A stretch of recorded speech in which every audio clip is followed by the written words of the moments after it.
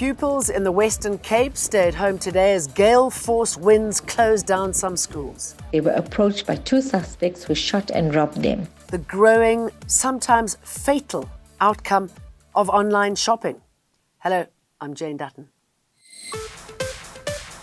This is Eyewitness News. Trees uprooted, rooftops ripped off. Extreme weather and winds whipping through the Western Cape are not over yet. The Disaster Committee has been activated with a main area of concern around Stanford and its surroundings. Motorists are warned to be extra vigilant on the slippery roads. Schools in the Cape Winelands and Overberg education districts, as well as the Helderberg Basin area, are closed today. Devastating winds and disruptive rains have left a trail of destruction in both formal and informal settlements in Nomzamo and Lwandle near Strand. Hundreds of residents here are appealing for government's help to rebuild their homes.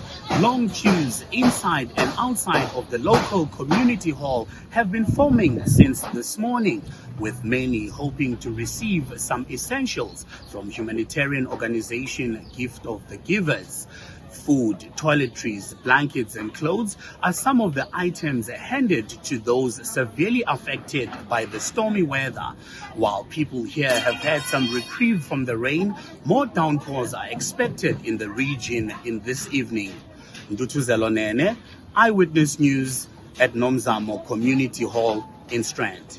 The bad weather has hit Gauteng too, with severe downpours and heavy winds. Emergency services are monitoring flooded bridges in Tshwane, and traffic jams are reported across Johannesburg. Bridges in some areas have been closed and several roads declared no-go zones.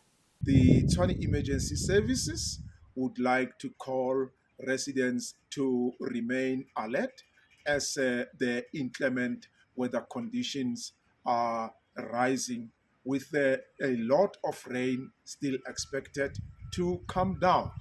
We would like to caution residents that the ground is already saturated following the rains throughout the whole weekend, which will make it easier for flooding of streams around Tshwane, as well as the various roads within the city. As such, we want to caution residents to be aware that road conditions are wet, and as such, they should exercise caution. The cold spell is expected to persist for the rest of the week. The dangers of online shopping in South Africa. Police in the Eastern Cape are warning people to thoroughly vet those they do business with online. This after two brothers were robbed of their valuables and killed after responding to a Facebook marketplace advert on Saturday. Aaron and Kyle Alberts were murdered after approaching a home in Motherwell just outside Gqeberha. The brothers went to a house in Seru Street in NU5 in Motherwell and were informed that no such ad was placed, and the occupants of the house bore no knowledge of any sale. While still at the address, they were approached by two suspects who shot and robbed them. Their cell phones, cash and vehicle were all taken, with the perpetrators providing a wrong address to mislead them. The issue of Jacob Zuma not being allowed to represent the Umkhonto we Sizwe party during the elections is in the courts today.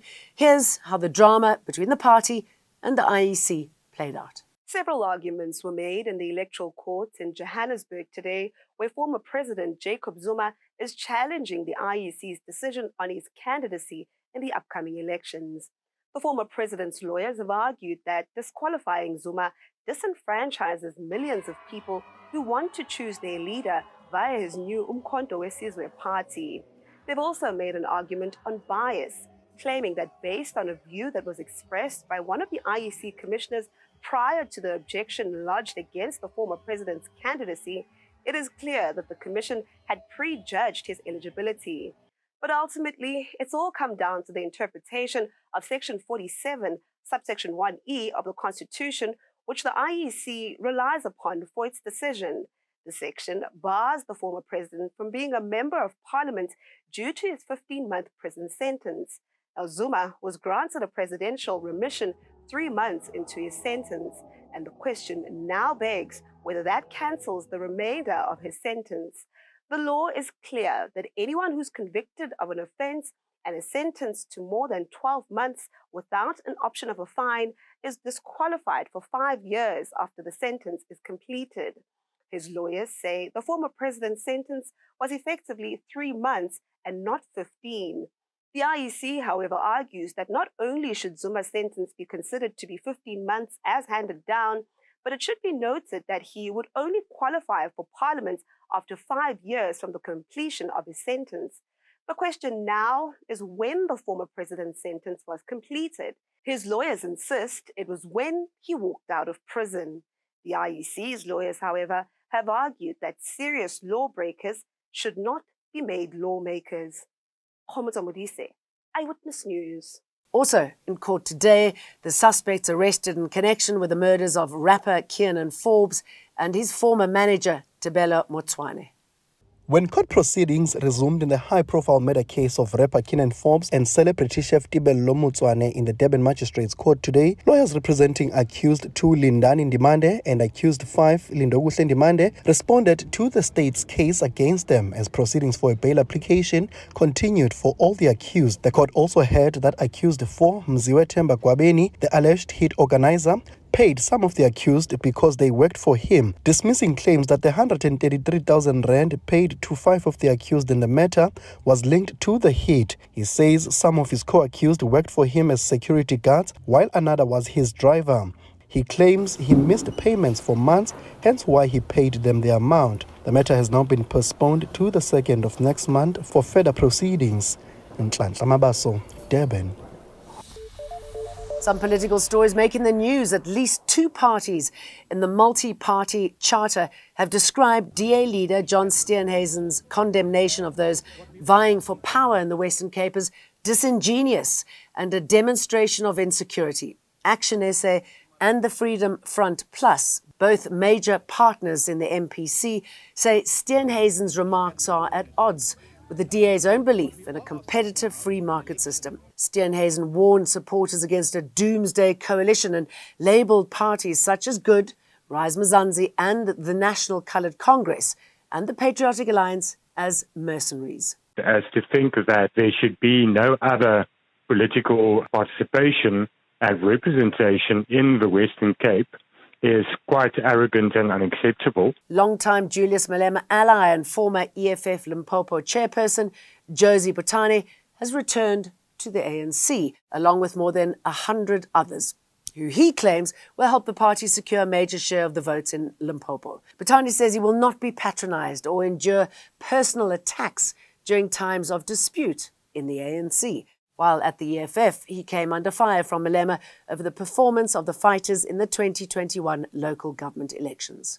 You don't feel that you are being patronized and attacked at your personal space.